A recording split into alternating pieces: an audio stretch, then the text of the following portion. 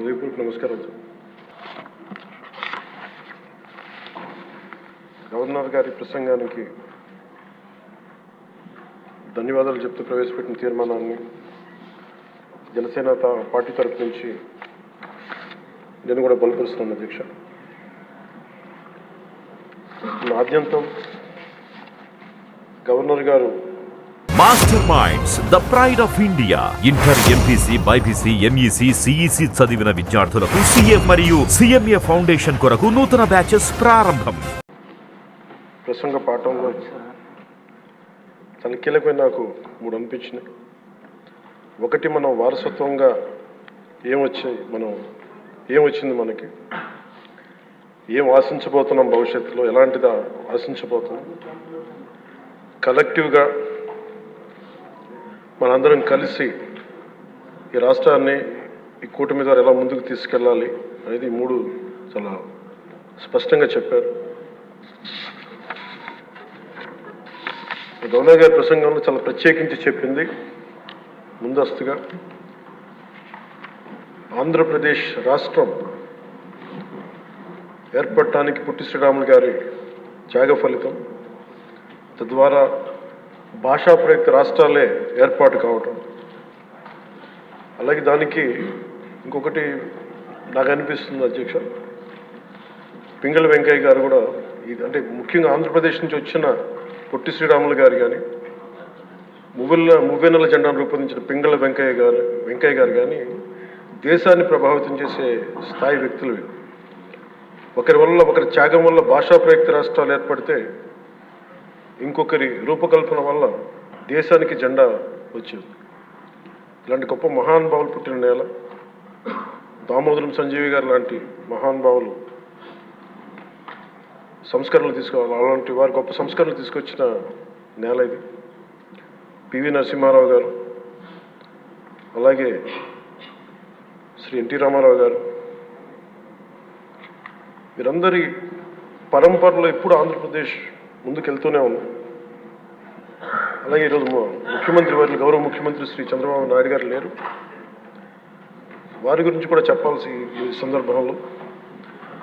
ఆంధ్రప్రదేశ్కి ఎవరన్నా రావాలి అనుకుంటే ముందస్తుగా చంద్రబాబు గారు పాలన స్టార్ట్ చేసినప్పుడు, ఆయన ముఖ్యమంత్రిగా ఉన్నప్పుడు ప్రతి ఒక్కరూ మేము వచ్చి ఆంధ్రప్రదేశ్కి వచ్చి పని చేయాలి, ప్రతి ఐఏఎస్ అధికారి, ప్రతి ఐపీఎస్ అధికారి తపన పడేవారని నాకు ఢిల్లీలో చాలామంది ఐఏఎస్ అధికారులు చెప్పారు.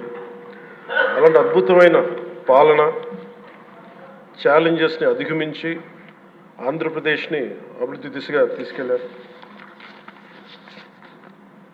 ముఖ్యంగా ఆయన బాగా నచ్చే అంశం నాకు ఆయనలో ప్రత్యర్థులను కూడా గౌరవించే గొప్ప గుణం.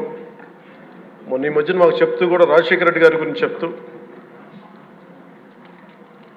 ఆయన గురించి కూడా, ఆయన ఎంత ప్రత్యర్థి అయినప్పటికీ కూడా ఆయన గురించి కూడా మంచి వాక్యాలు చెప్పి ఆయన చేసిన మంచి పనిని కూడా చెప్పే సహృదయం ఉంది నారా చంద్రబాబు గారికి. వాటి నుంచి తీసుకోవాలి, మేము నాలాంటి వాళ్ళు నేర్చుకోవాలి, అలాంటి యంగ్స్టర్ మాకు కొత్తగా వచ్చిన వాళ్ళు నేర్చుకోవాలి. అలాగే కర్నూలు 1953లో కర్నూలు రాజధానిగా వచ్చింది. ఎప్పుడు మనకి ఇన్ని సంవత్సరాలుగా, ఇన్ని దశాబ్దాలుగా ఇంకా కొట్టుకుంటూనే ఉన్నాం. అన్ని రాష్ట్రాలు ఏర్పడ్డాయి, భాషా ప్రయుక్త రాష్ట్రాలు ఏర్పడ్డాయి. దేశం అంతా ఎవరికి రాజధాని వచ్చింది, ముందుకెళ్ళిపోయారు, అభివృద్ధి చెందారు. కానీ మన ఆంధ్రప్రదేశ్కి వచ్చేటప్పటికి కర్నూలు రాజధానిగా ఏర్పడింది, కాదని చెప్పి మళ్ళీ తెలంగాణలో కలిపారు. కొన్ని దశాబ్దాల తర్వాత మళ్ళీ విభజన జరిగింది, మళ్ళీ రాజధాని కోసం ఎత్తుక్కుంటూనే వచ్చాం. కింద మీద పడి 14 నుంచి 19 చాలా కష్టంతో ఒక రాజధానిని అత్యంత ఖర్చుతోటి నిర్మించే దశలో ఉండగా పరిస్థితులు అనుకూలించగా గత ప్రభుత్వం వచ్చింది. వాళ్ళు 3 రాజధానులు తీసుకొచ్చారు. ఎప్పుడు కూడా ఇన్ని సంవత్సరాలు, ఇన్ని దశాబ్దాలుగా మనకు స్థిరమైన రాజధాని అనేది ఒకటి లేదు. అది బేసిక్గా అది కేంద్ర బిందు ఒక అభివృద్ధికి, ఒక రాష్ట్రానికి. ఈసారి మటుకు చంద్రబాబు గారి ఆధ్వర్యంలో, గౌరవ ముఖ్యమంత్రి చంద్రబాబు గారి ఆధ్వర్యంలో ఇంకెప్పటికీ భవిష్యత్తు తరాలు ఇంకెప్పుడు ఏది రాజధాని, ఒక రాజధాని 2 కాకుండా అమరావతి రాజధానిగా ఉండాలి, ముందుకు తీసుకెళ్ళాలి, దానికి మేమందరం సహకరించాలి. సహకరిస్తామని ఈ సందర్భంగా మీకు తెలియజేసుకున్నాం అధ్యక్ష. అలాగే మనం వారసత్వంగా వచ్చింది మనం పొట్టి శ్రీరాములు గారి దగ్గర నుంచి, పింగళి వెంకయ్య గారి దగ్గర నుంచి మువ్వెన్నెల జెండా, భాషా ప్రయుక్త రాష్ట్రాలు వస్తే చెడు కూడా అట్లాగే మనం వచ్చింది అధ్యక్ష. మనకి గత ప్రభుత్వం మనకు అందించింది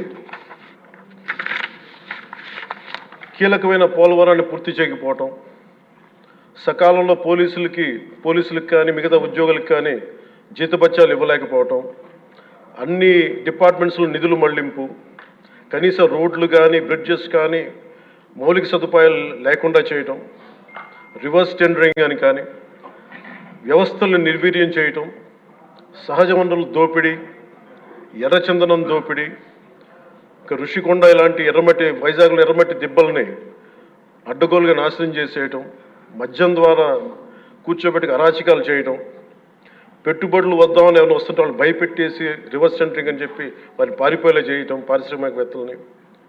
ఇది మనం తద్వారా మనకి వాళ్ళ ద్వారా కూడా వచ్చిన వారసత్వం అధ్యక్ష. వీటన్నిటిని అధిగమించి ఎలా ముందుకెళ్ళాలి, ఏ స్థాయిలో వెళ్ళాలి అనేది నేను మొన్న ఎలక్షన్ ముందు కూడా మా సహచరులందరికీ కూడా చెప్పాను, ప్రతిసారి ప్రజలందరికీ కూడా తెలియజేశాను. ఒక సుదీర్ఘమైన అనుభవం ఉన్న నాయకులు ఈ రాష్ట్రానికి చాలా అవసరం. దేశంలో కూడా ఇంకెవ్వరికి రాని పరిస్థితి మన రాష్ట్రానికి వచ్చింది. మనస్ఫూర్తిగా నేను అంతకుముందు ఏమి చెప్పాను, ఈరోజు కూడా అదే చెప్తున్నా అధ్యక్ష. 4 దశాబ్దాల సుదీర్ఘ అనుభవం ఉన్న శ్రీ గౌరవ ముఖ్యమంత్రి శ్రీ నారా చంద్రబాబు నాయుడు గారి అధ్యక్షతన, ఆయన లీడర్షిప్ కింద మేమందరం నేర్చుకొని, నాలాంటి వాడుగా నేర్చుకొని కింద పనిచేయడానికి, రాష్ట్రాన్ని అభివృద్ధి వైపు పయనం చేసేలా ముందుకెళ్ళడానికి సంసిద్ధంగా ఉన్నాం. మేము దాన్ని కట్టుబడి ఉన్నాం. సుమన్ టీవీలో మీ పర్సనల్ అండ్ బిజినెస్ ప్రమోషన్స్ కోసం కింది నెంబర్కి కాంటాక్ట్ చేయండి.